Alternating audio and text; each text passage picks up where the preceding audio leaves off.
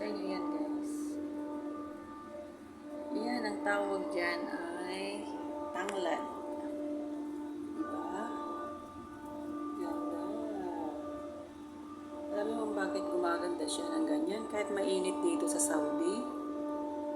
Yan, ang sikreto niyan, ayan, lagyan ng tubig sa palanggana para kahit gaano kainit, nabubuhay siya at maganda ang kanyang mga stem.